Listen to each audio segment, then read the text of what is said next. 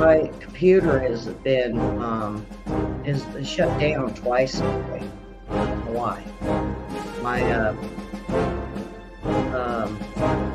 computer guy says I've been hacked. So I don't know.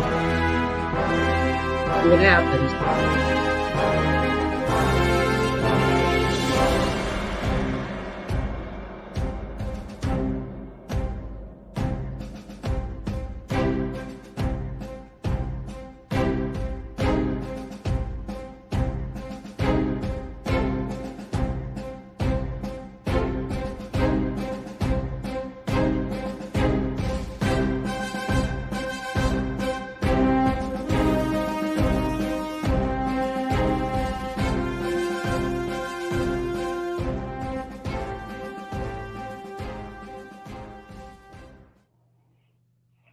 Good evening. Welcome to Investigator News. And this is the World War III report with me and William.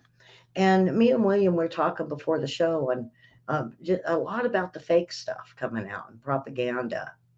They did a big warning, and there was somebody that put out a computer game image of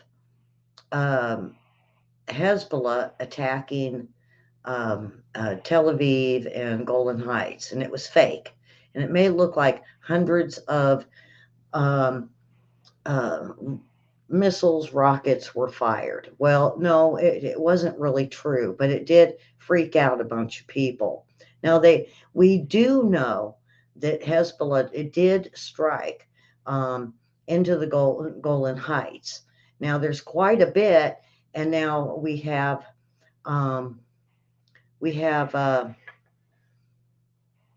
Israel putting forces on the northern border, on the southern border, and they have, as of this morning when I watched, they blew up the ports of Gaza that would get stuff in. Now, William, you told me something about it doesn't matter because they've got underground tunnels. Yeah, so they've historically had tunnels to get past the Egyptian control fence at the bottom of Gaza, because Egyptians were having problems with Hamas for a while, and so Egypt shut the border down. But they had tunnels that went under the border and were able to still resupply, for basic living things, not just, arms and stuff like that, but toilet paper, fresh meat, fresh vegetables, all the things that they needed in the Gaza. So they're going to still be able to move things in and out, but they're not going to be able to move things in and out on the surface. Remember, Hamas is really good at tunneling. Yeah. And they here, oh my goodness, it was like it was before I was started doing the shows when I found out that they were coming up in the streets, in the sewer covers. They were coming out into the streets and firing upon Israelis in Israeli territories. This was when they were on the border. Now, I know I believe it was out of Gaza. I can't, it's been such a long time, and I did run it, William, but I couldn't find anything. It's so hard now that they take so much out on Google and even some of the other search engines that you can't really bring forth a lot of the truth or bring what happened 5 to 10 years ago because it's disappeared. And I don't know if it's a good thing or a bad thing. So it goes down the magic memory hole, right? Yeah.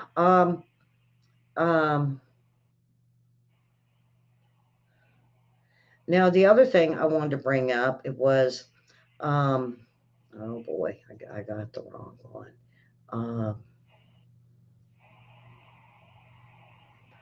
is they're calling for a global jihad. Now, I have heard over and over again, this goes with fake news, that Tiob and the squad are calling for a global jihad. No, that is not true. Boy, William, I hate this going over that, oh, this isn't true and that isn't true and this wasn't said. And, we didn't go through this with Ukraine.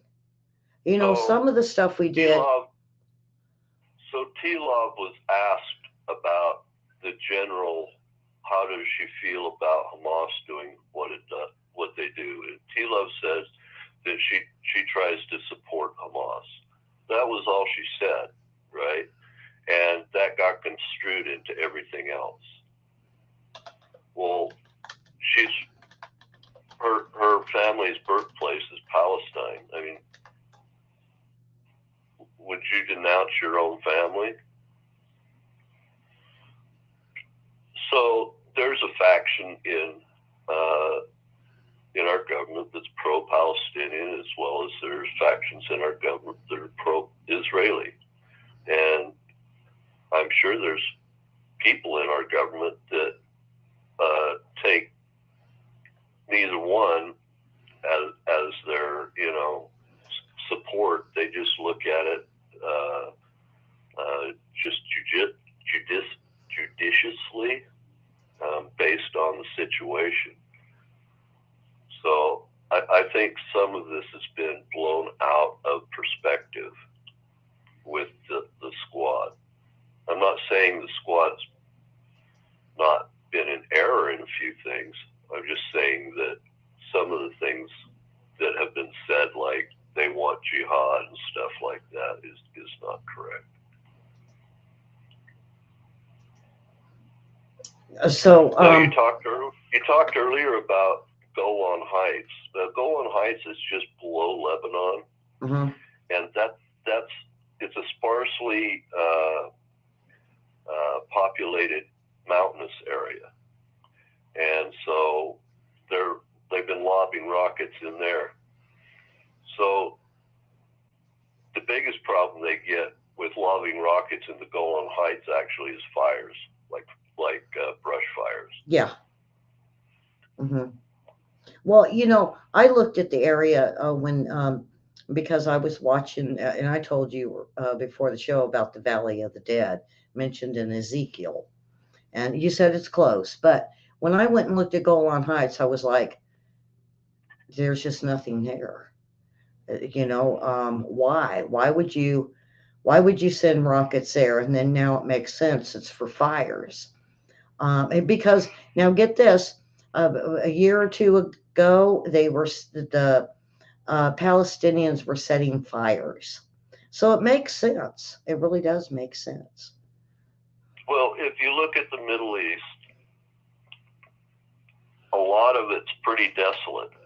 And for millennia, setting fires and going scorched earth is how they did warfare.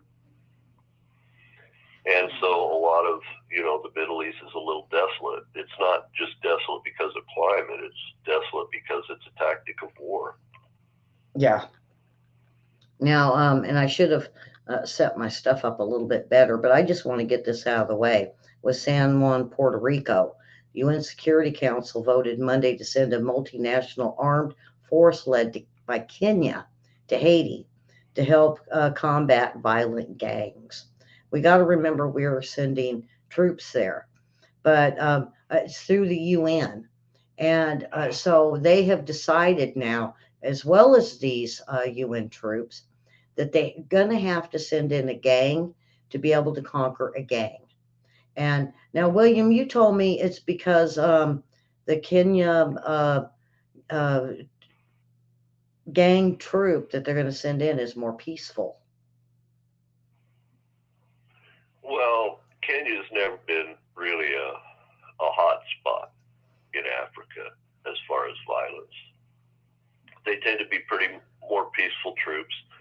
And, every country donates part of their military to the UN mm-hmm. force. So there's United States people that go in there, right, from the U.S. military. Mm-hmm. There's people from Italy, from France. It's a multinational force.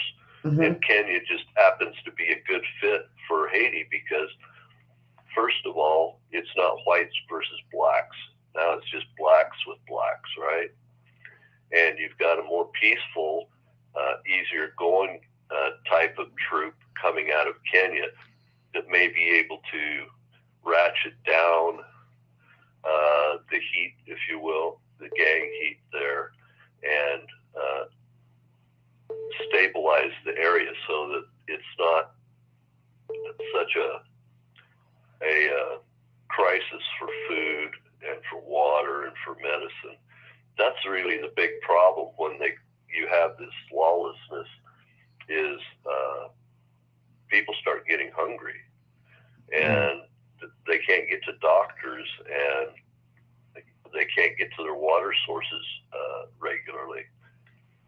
Now, what they said was the resolution authorizes the force to deploy for 1 year and within review after 9 months. The non-UN mission would be funded by voluntary contributions, with the U.S. pledging up to $200 million.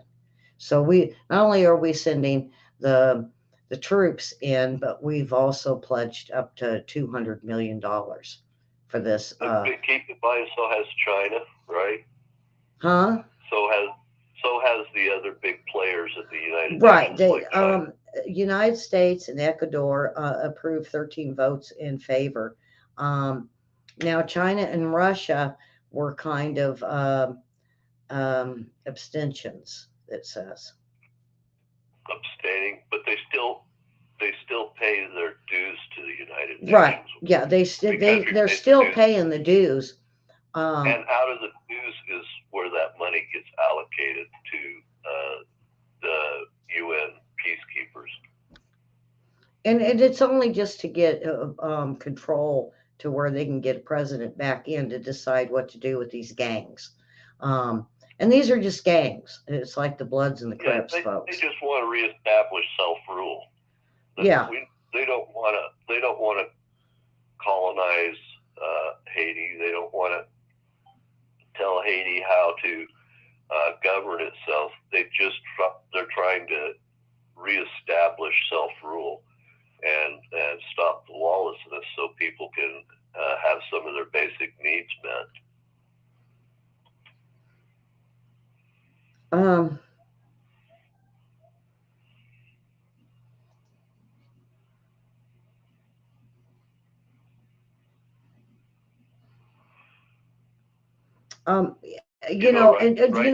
the one thing with and getting back over to what's going on with Gaza. Now you have to a lot of what they're not talking about is there are Palestinians, and you mentioned I think the first night we did the show about intermarrying. Well, even the intermarrying they were assassinating, but also Palestinians that sided or were sympathizers to Israel were also part of the assassination. And what the not only the UN, but many countries are wanting to know is how did they know who these people were? Were there a list? And no, I don't believe there was, because they were just attacking literally anybody they could get to on the other side of that border fence. Yeah. If you were on the other side of the border fence and you didn't look like you were the Palestinians that were armed up, you're going to get gunned down. Yeah, and see that because they were saying there was even people that from Asia that were being shot at that concert, and I don't think it mattered. I think they were just making a sweep through, and they said even though how do you tell between a Palestinian and an Israeli was the question, and the leaders of the Hamas group, when they were asked, because it's really hard to find their news reports. It's really hard because we block them. And what I found out is when they were asked about this, they said, it doesn't matter. This is jihad. So, what jihad is, folks, now, oh boy, William, I should have run this by you when I had you on the phone. Now, Jihad is basically revolution. mhm. And now, in the Quran, now I did read the Quran, and if you're not Muslim, then you're not with them, and or you're not a part of them, and you must be killed. But I don't think even the Quran says to do what is going on, because this isn't a war, this is a massacre. I agree with yesterday. This isn't soldiers, this is evil. And I don't believe the Quran uh, uh, in the definition or the explanation said, I mean, it's to take out those that don't believe, but it's not to do it in this fashion. I know I don't think it ever was meant to be in this fashion. I'm just too gullible or too easy, William, but I don't think it meant this way. So when they're talking jihad, it's revolution to control all the territory under the Islamic faith. That's what jihad is, okay? And once they establish that rule, they want to keep the believers of God. So Christians and Jews are considered people of the faith, right? Of the Holy Book. And so they're of a lower status, and you have to pay a special tax to the Islamic government, but you're to be left alone. You can't have Mm-hmm. the high placed jobs in their governments, but you're to be able to go about your business peacefully. That's why we had Christians and Jews in Iraq, right? That had to flee, that have been there for 1,000 years, is because Islam allows a place for believers of the book. They're not infidels. An infidel is somebody who has no faith in the one Their true God. Yeah. And that's what they call anybody beside themselves. Because, and now if you take a look at Dearborn, Michigan, because this is to me the best explanation. They moved there. They took over, and they called everybody in Dearborn, Michigan. If they didn't agree with them, they were infidels. Now, they didn't kill them though. They just Right. Well, didn't allow them in their zone. And so this is why I'm saying I don't believe it was part of the Quran. I don't want to get real biblical with this. That the Hamas and Hezbollah went too far extreme of what it was actually meant by the Muslims or those in Gaza, or even those that have control of the temple, because I don't. They are letting they're letting infidels into the temple. Shouldn't they be slaughtering them? No, they're not. I really believe that these extremists have taken it upon themselves that they have got this vendetta against the Jewish people, but then now they've proven that it's against anybody that does not believe in their one true God. So I really want everybody to understand that, because if you don't understand this, you'll never understand why they're attacking Israel right now. There are some, and there's even Palestinians, folks, that are the sweetest, the kindest, and they're trying to escape what they're going through. But um, um, these extremists aren't going to let them leave the country. Though they would rather kill them than have them leave. And so we. So a fifth of the population of Israel is actually, Palestinian.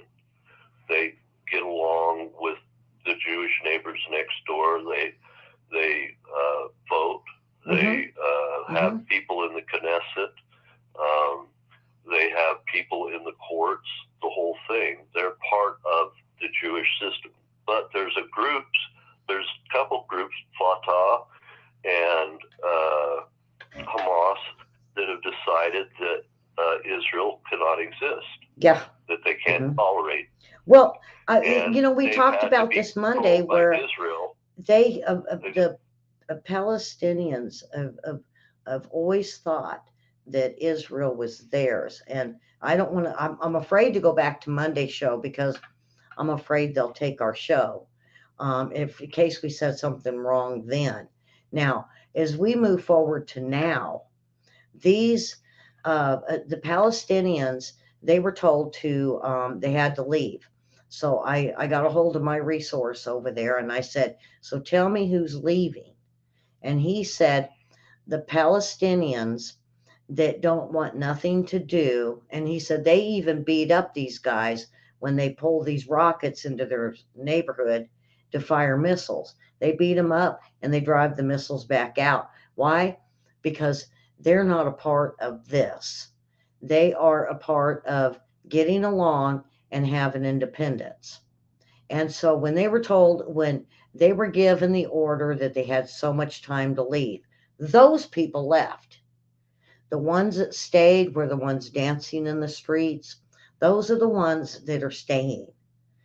And they said the hospitals are full and the schools are full. Now, William, me and and I know we didn't really discuss this, when I don't know what a normal war would be called, but in war, strategically, you do not bomb a hospital. You do not bomb schools. You do not bomb residential areas. Terrorists do. If the opposing military does not house themselves or stockpile weapons in schools, hospitals,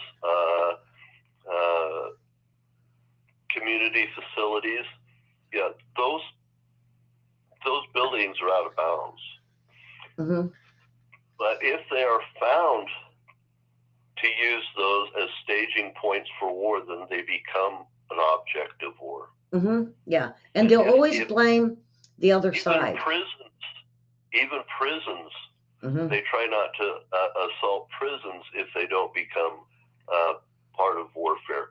And that's because you don't want to destroy the infrastructure you're going to need for the people once you pass through and become victorious in that area, whichever side you're on.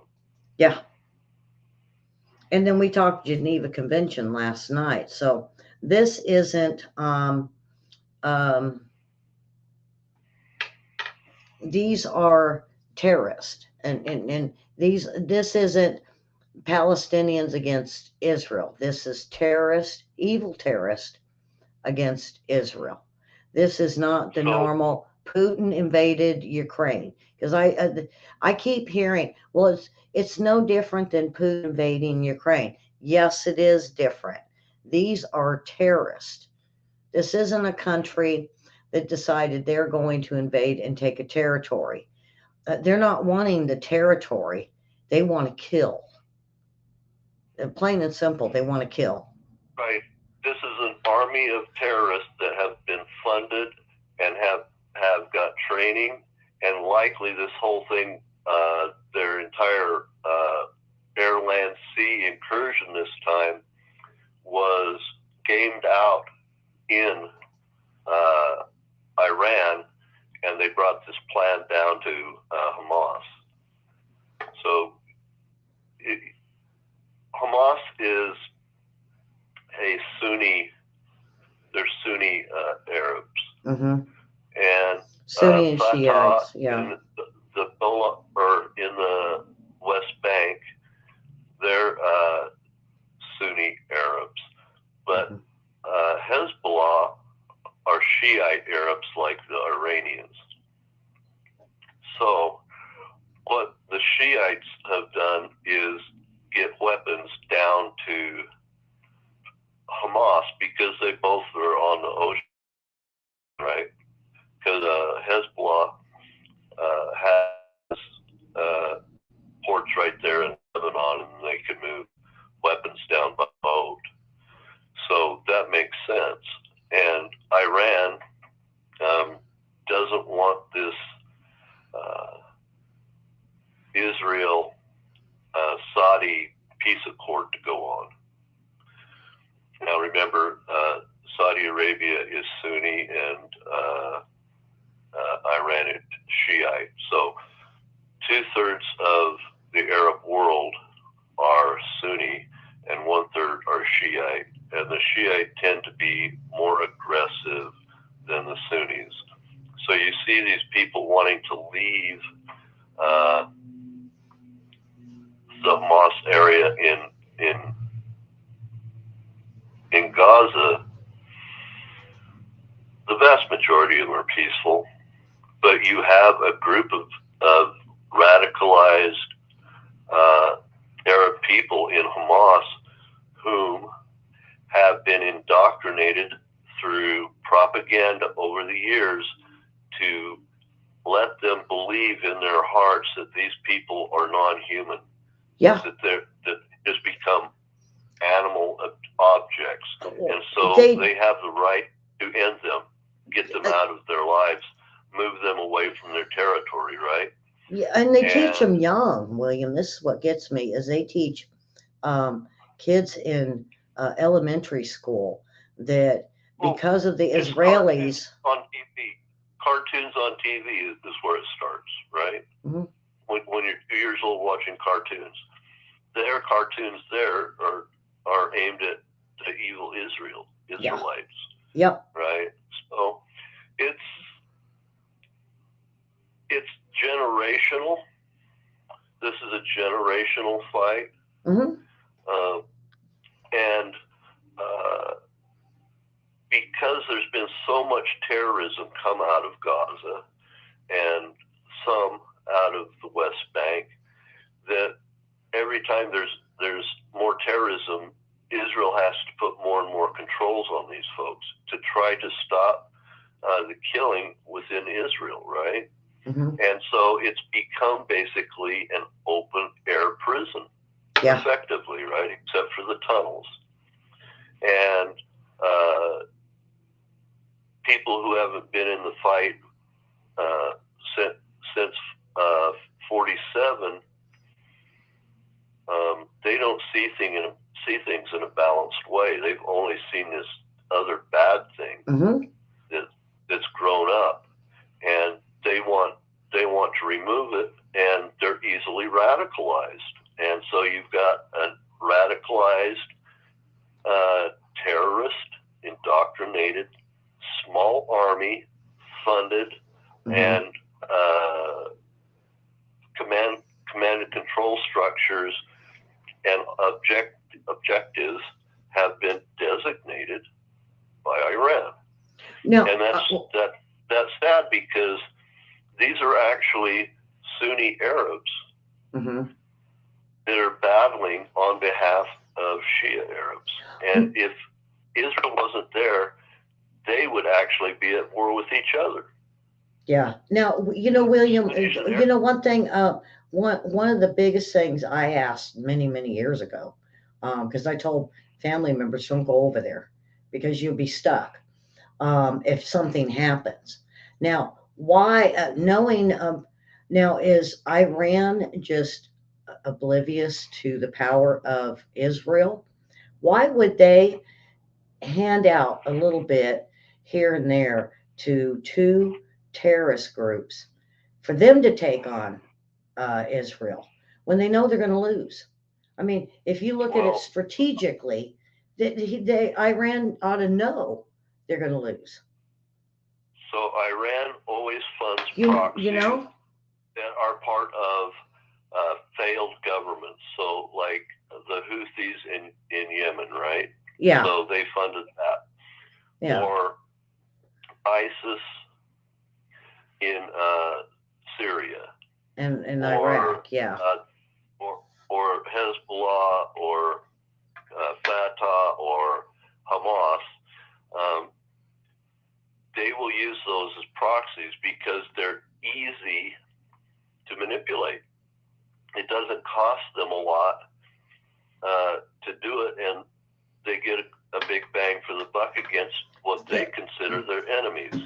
But but what I'm looking at is, it's not like anybody like Ukraine. We had NATO run to their defense.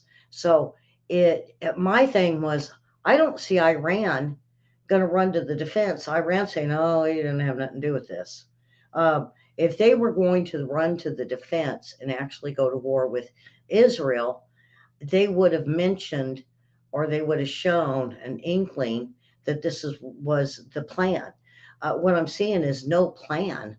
I'm seeing a very small group trying to take on it was a huge it was army. a tactical plan, but if the tactical plan failed, Iran's not going to come to the rescue. Well, see, right? in their part, they did, because, and they're saying, "Oh, we killed thousands of Israeli Jews, so we won." And it's like, well, no, not really, because now we're going to blow you. They're going to blow you away. So where did that get you? It kind of reminds me, when because I was marking off, I write on a piece of paper and I say, why would this happen? Well, maybe it's because of this, this, and this. And then I got to thinking, look at Japan. Japan really thought it could take on the United States, and and hit Pearl Harbor. And then, of course, here comes the United States, dun dun dun dun dun dun, and wiped them out. They said, "Oh, okay, we give." It's almost the same scenario. So that was when the world was big, and people didn't really know about different countries on the other side of the planet. The planet's really small now. Everybody knows everything.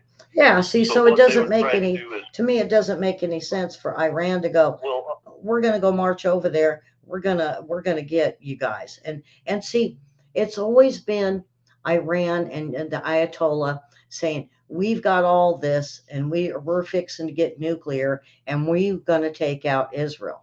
We're going to take out Israel. And then a little itty bitty group.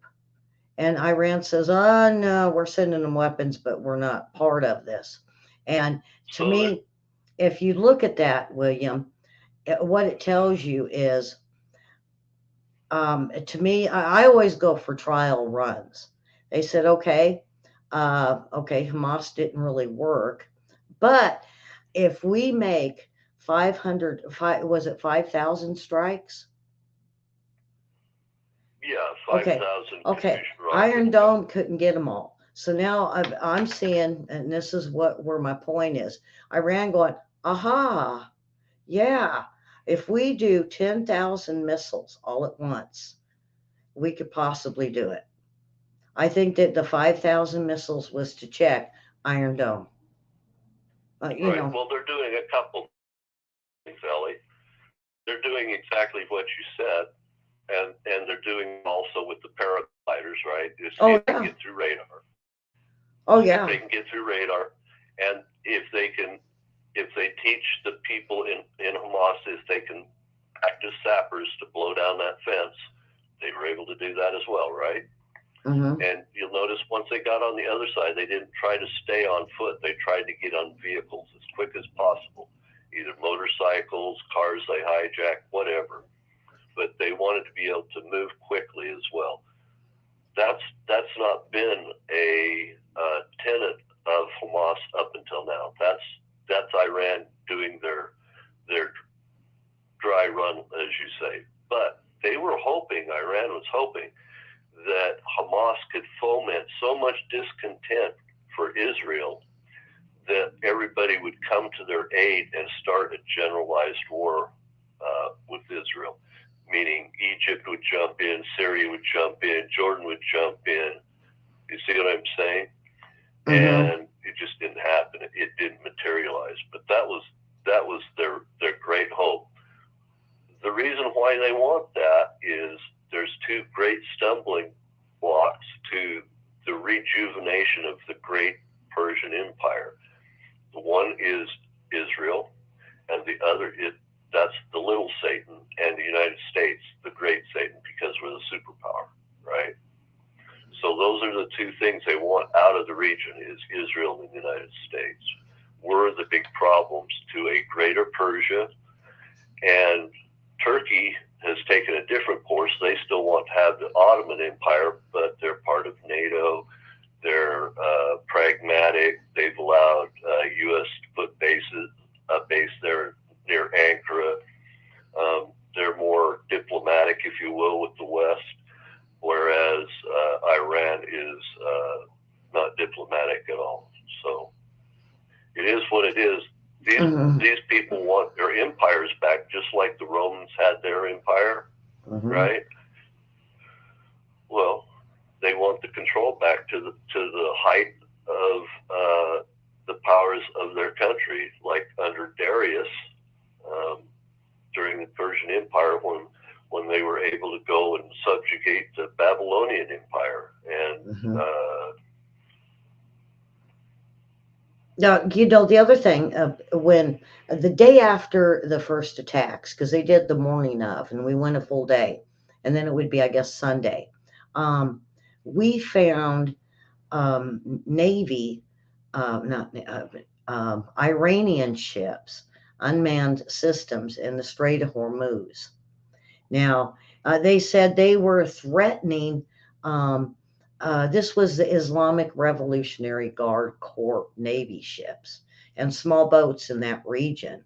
And they were saying that they were able to move freely just by harassing any boats, any Navy boats from any country in the area. Now, so we tracked them, and we basically move along, and they, of course, claimed innocence on this. And this was the Fifth Fleet in the Navy. Let's see, Naval Forces Central Command in the Fifth Fleet released this, I believe, Monday. And they said it's in response to that. Not only was it amphibious assault ships, but it was more than 3,000 sailors and Marines embarked to the U.S. Fifth Fleet to bolster security in the region. So we sent a bunch in there, and they're saying it's an innocent thing. We just wanted to harass everybody. And then it came out with the Ayatollah that he was able to move ships around globally, where they can go with little to no.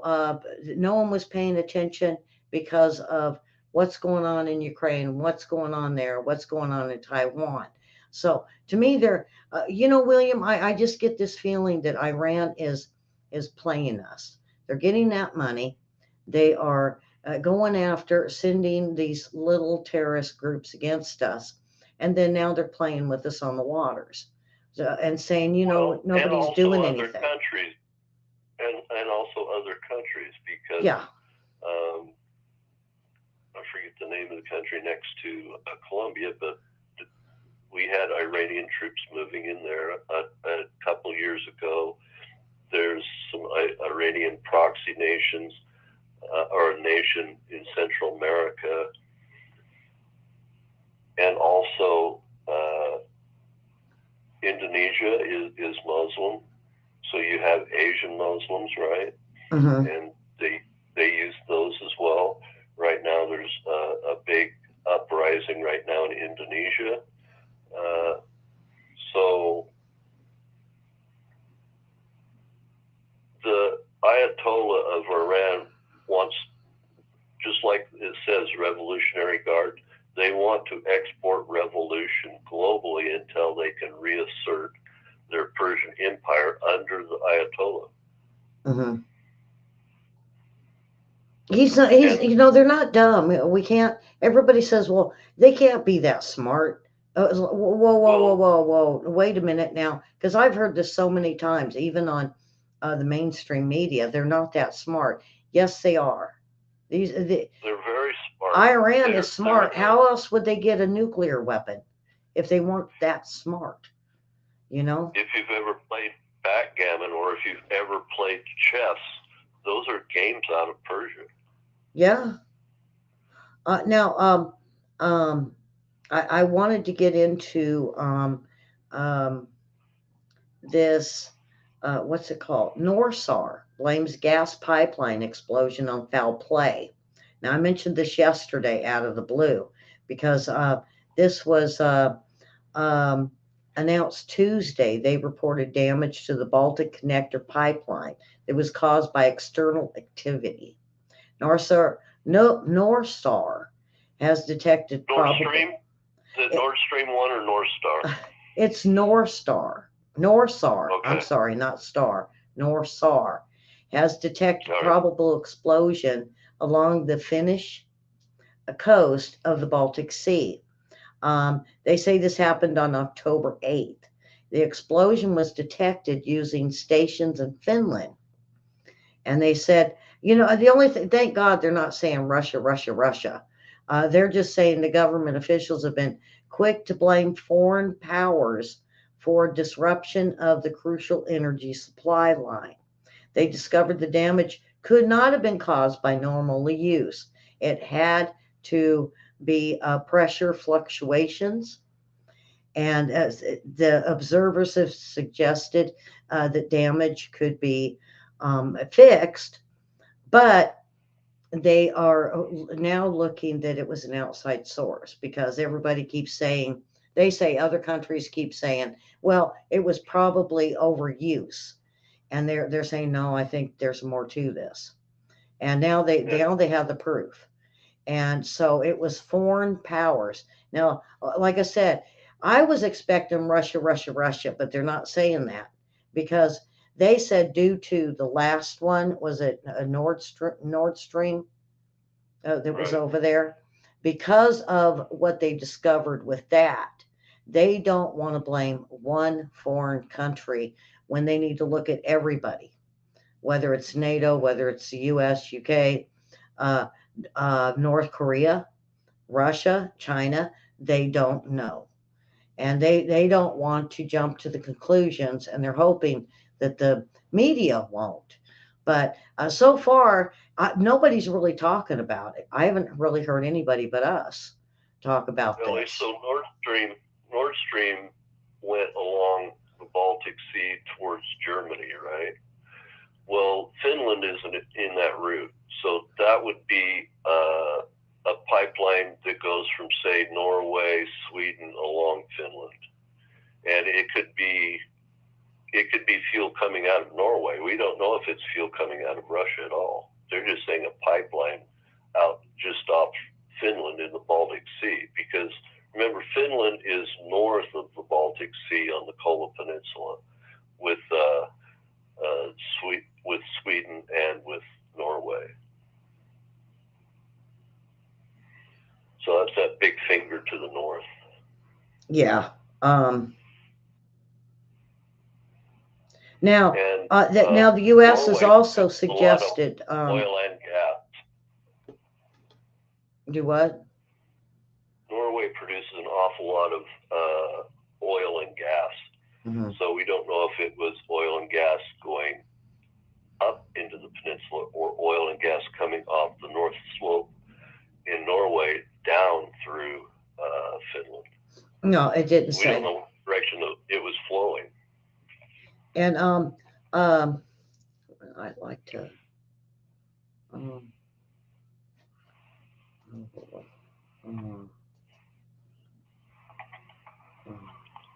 there's always, every corporation has everything a government has involved with it. And these pipelines are run by corporations. And corporations will sabotage each other every once in a while, get involved with espionage, try to slow the other corporation down with lawfare. It's a dog-eat-dog world out there when it comes to corporations, and they get just as nasty as government. So we don't even know if it was a government involved. Okay, I'm looking through here for Because remember, these corporations are multinational. They don't have any borders. So, darn. Now, I was wondering with the way Lebanon is situated and also Syria that they could be some people could be fleeing to Turkey. But now Turkey, education officials are telling Israel's Netanyahu, you're going to die. And and it said that they're not really in support of Israel, but they're not in support of Hamas or Hezbollah either, and they don't see themselves putting themselves into this war.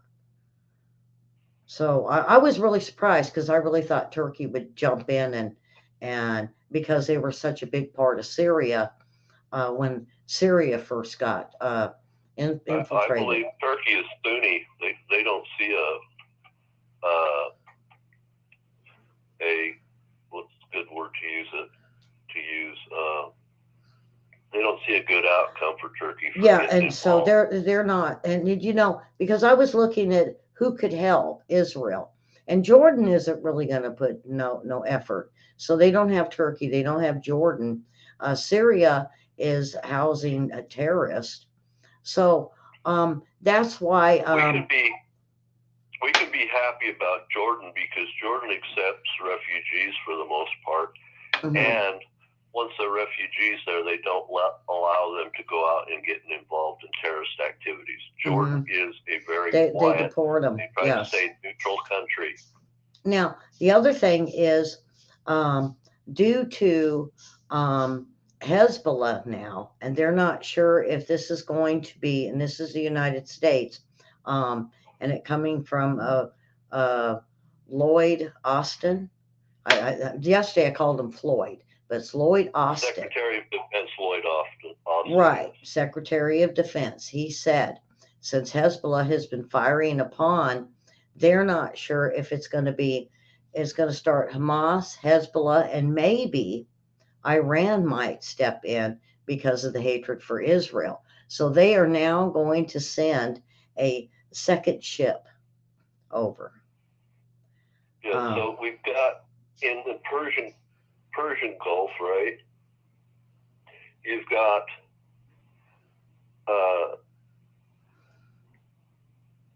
they've got an amphibious carrier.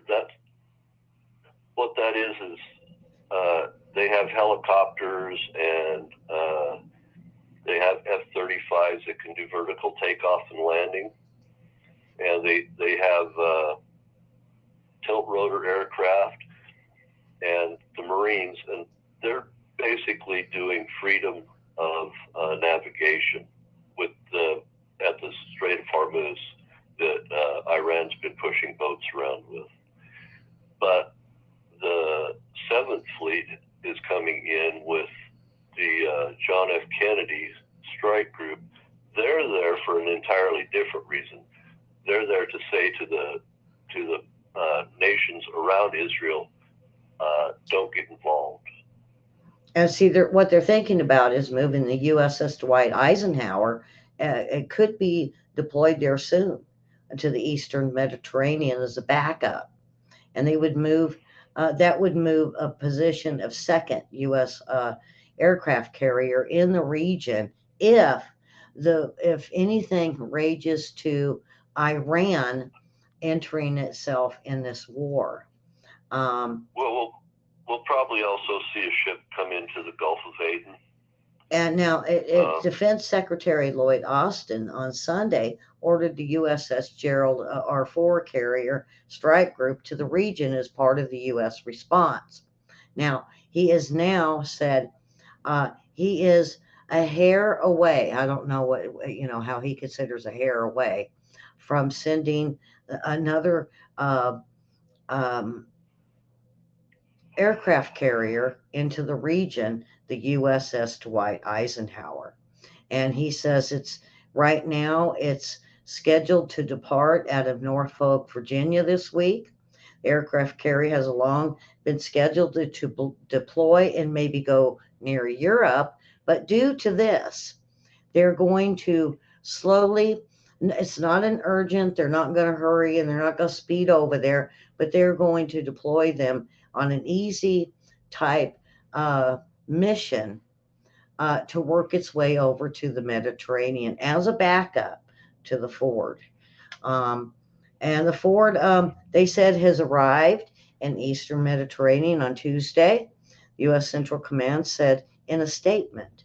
The Ford strike group includes 8 squadrons of attack and support aircraft, um, Ticonderoga class guided missiles. Ticonderoga class guided missile cruiser. Yeah. USS Normandy and we talked about the Arleigh Burke and the Ticonderoga. This is the first I heard of it, so I wanted to make sure to bring it up. Now they said the USS Thomas Hudner, USS Ramage, USS Carney, and the USS Roosevelt is also part of this fleet. So you can see it's not just the aircraft carrying a few flights, a few a few. Oh boy, it's not just the aircraft carrier and a few other ships. These are battleships, and so you see that even when the Eisenhower comes over, it has its own fleet. So this is bad news for Hamas. Now, some may think this is overkill, but better safe than sorry if Iran decides to insert itself into this war. Am I right, William? So Israel has the capacity to deal with Hamas. This is to keep Hezbollah and Syria and Lebanon from jumping in, and also Egypt from jumping in, and also send a message out to the Houthis to stay out of this.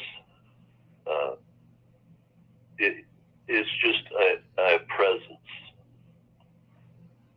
It's a menacing presence right there in the Eastern Mediterranean that says to all these countries around, if you jump into this thing that's going on with Hamas, you're going to have to step over American bodies.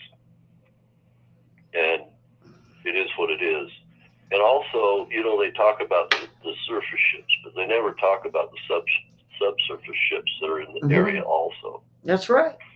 And, this will, this conflict, and we mentioned this Monday, this is a Sunni Shiite war that has been going on for thousands of years, folks.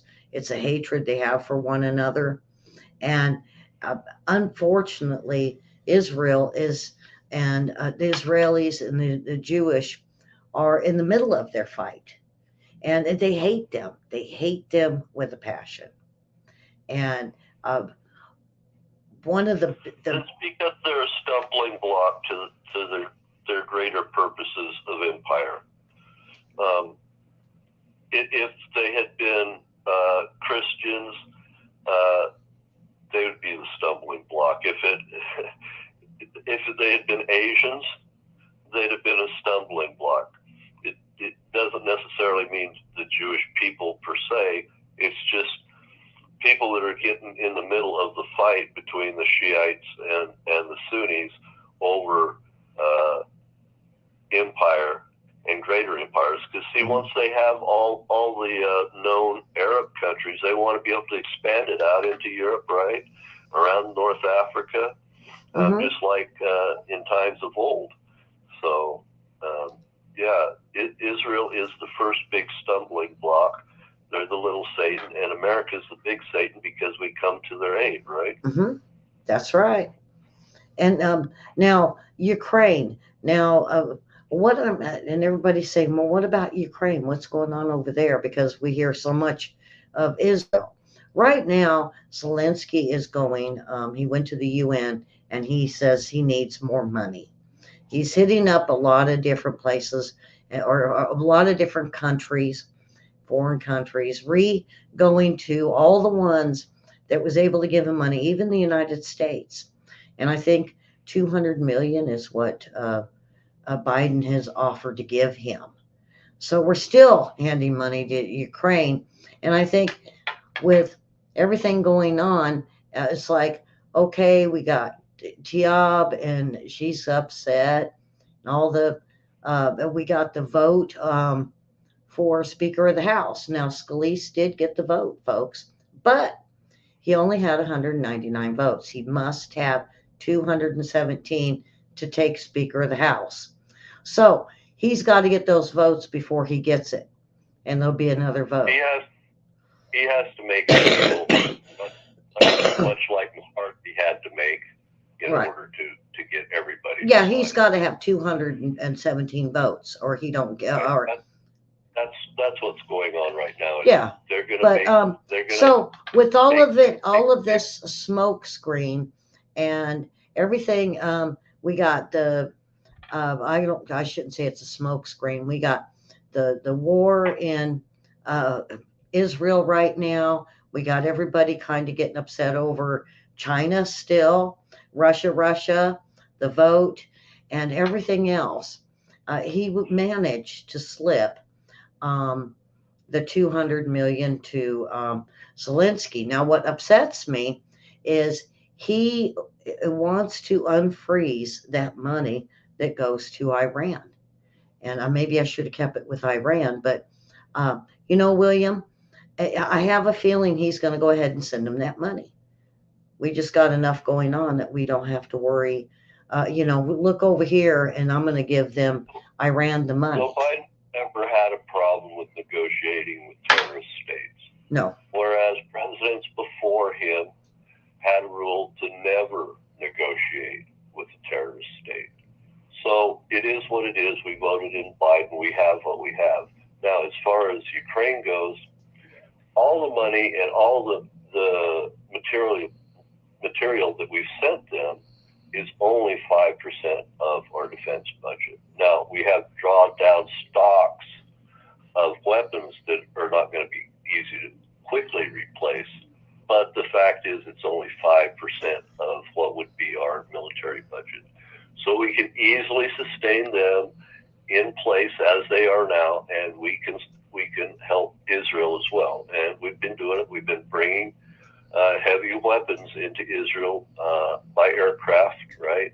C-5A landed there, and they've got to get those missiles replaced to make sure that they're not attacked anymore by air. So the United States is helping them there, and they're going to stabilize this thing, but it's not going to be a 2 or 3 day thing or a week thing like it's been in the past, these little skirmishes.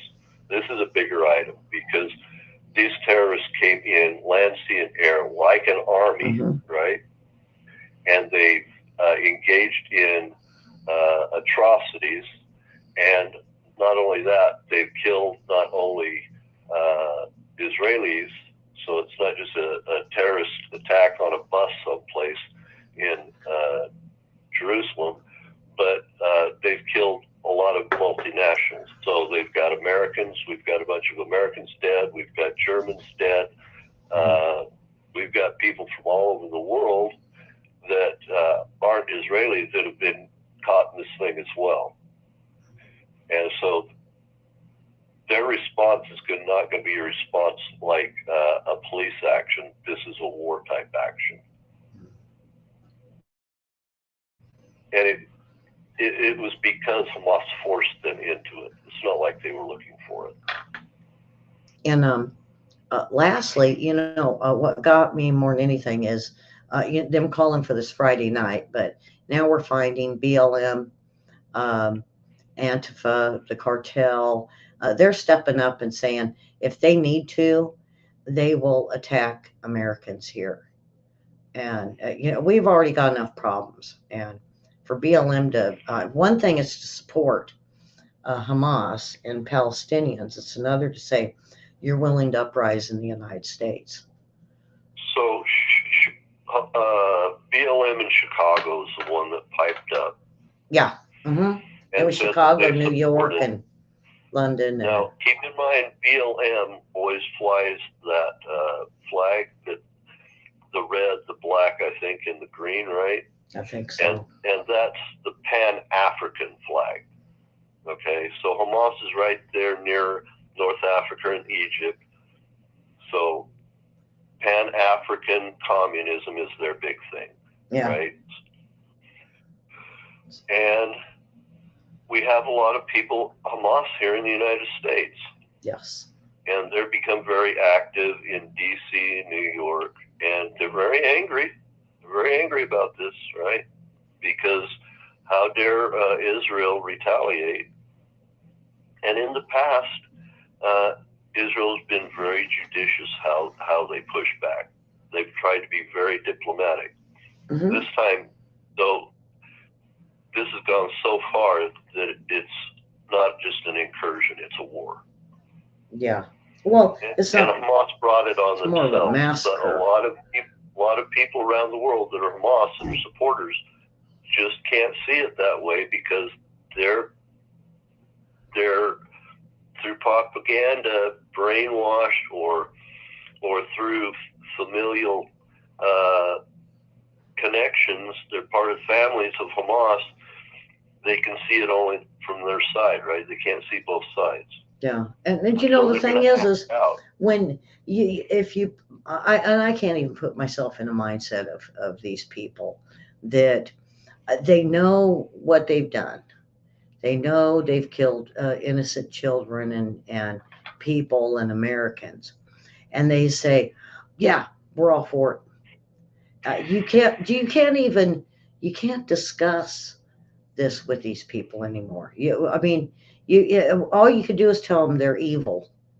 You can't discuss it with BLM and try to say, no, you got this wrong, because their mindset, and now we're seeing it in the United States. This isn't just over there with Sunni and Shiite thing, the hatred of Israel. We now have it in our own country.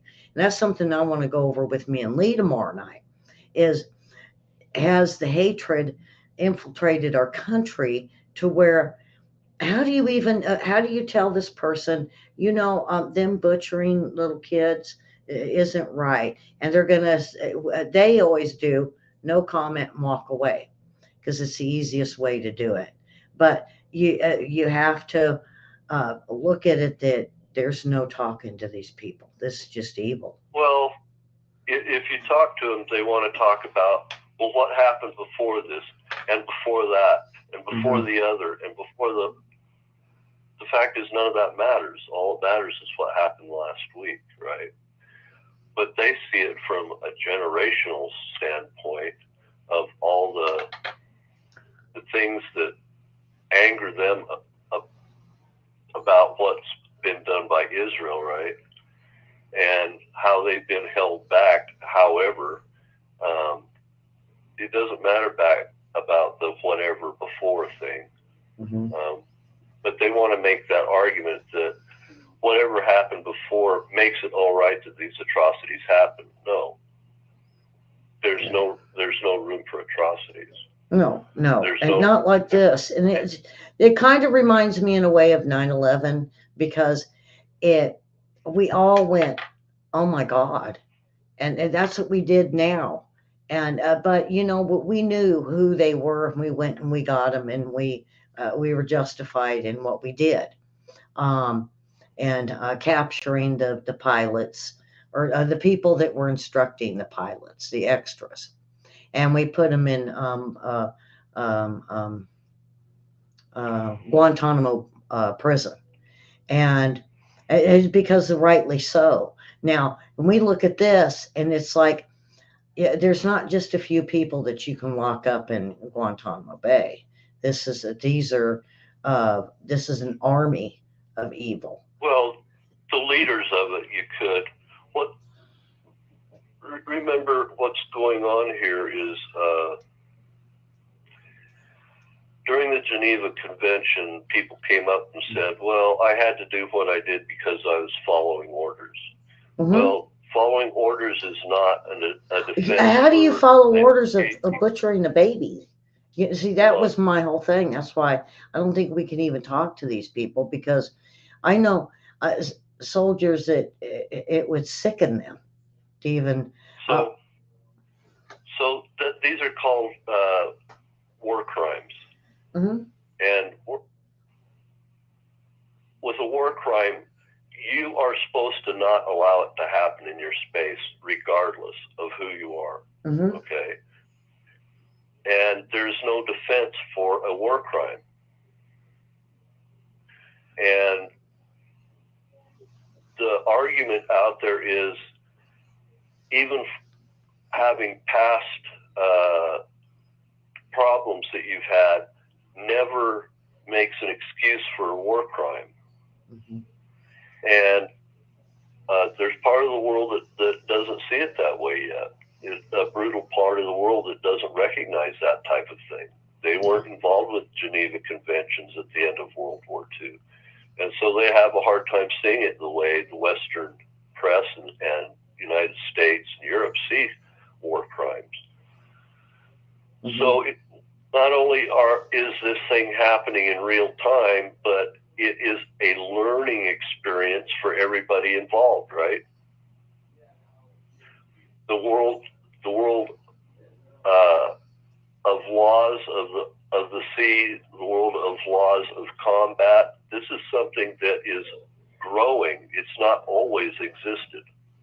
It's something that's becoming aware to the rest of the world.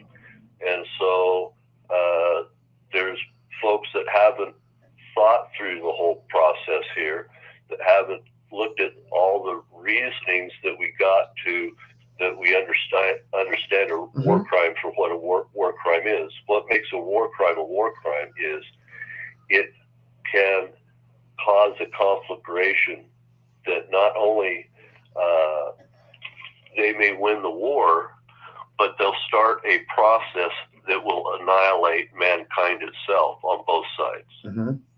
See, once you start down this war crime route, it's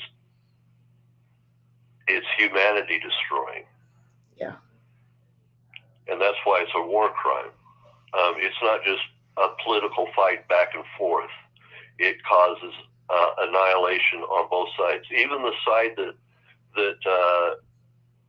does the war crime, it will eventually fall back on them and annihilate them as well. Mm-hmm. That's true. I think I got it all. Did you want to add anything tonight? So propaganda going on right now. We keep seeing things out of the zones that they're putting up like it happened an hour ago, but it was last Saturday. Mm-hmm. So you see outlet after outlet after outlet using the same video, right? Mm-hmm. And the same arguments day after day after day as it travels through these media. And so you think that there's all this stuff going on all the time. No, not all the stuff's going on all the time.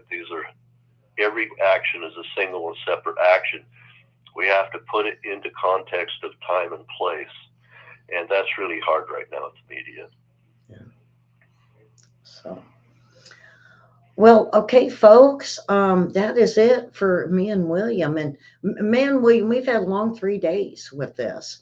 And then I'm going to probably continue on with Lee tomorrow night and give you a rest and see what you can come up with for Monday. They say this isn't over, and William, you might have a whole pocket full by Monday. But subscribe and hit the like button and share these last few videos with friends and family. We're giving out some good info on what's going on. And a lot of, like I said, even the pipeline hasn't even been mentioned on any of the media. I just happened to run across it and was asked, hey, did you hear? And I said, no, I hadn't heard about that. And they sent me the article and I said, wow. But I was just glad it wasn't a Russia thing. And they're not the Finnish, I guess is what they call them. Finland, they call them Finnish. Isn't just going to go for, like you said, someone saying, it was Russia. Well, no, because there's it was somebody else, but we're going to look into everything and not just start accusing one country of doing something wrong. And thank God, because We have jumped in, like you said, with this info propaganda, jumped in so quick to think it's real, or think it's so, or think it's because someone said so. There's a lot of sensationism that's going on, Mm-hmm. and just be aware of that. Mm-hmm. All these outlets are trying to sell ad space, right? Mm-hmm. And also, I'd like to say that, Elly and I haven't talked actually much about all this when we come on the air. Before we come on the air, we hit the big points of what's going on in the news. Look this direction, right? But we're coming in with our own ideas Mm-hmm. as you're hearing it and working this out on the air. And, I know I've been exhausted by it, and I know Elly's been exhausted doing her research. Yes. And we've been really doing our level best to try to keep up with this for all of you. And we'll continue to do that. Hopefully this thing slows down a little bit. Let's hope. Yeah. So, all right, folks, with that, subscribe and hit the thumbs up and share with family and friends, and ring the bell if you're not getting notified. And over in Facebook, just hit the follow. And we get a lot of people sharing over there in Facebook, and we thank you for it. And so tomorrow night, be me and Lee, and of course, the weather and lifestyle news. And I'm looking forward to Friday and just having fun playing trivia, aren't you, William? I'm done with the um, I want to give Hamas a rest for at least 2 hours for some trivia. Yeah, I'm ready to have Karen level me. There you go. All right. So with that, folks, we will see you guys tomorrow. Come on back, and even tell your neighbor. Go over and tell your neighbor about us. And of course, we'll see you tomorrow. Have a wonderful Wednesday. And you know what? Support our flag, hug our flag, and just don't fall for this Friday jihad. Withstand it. Okay.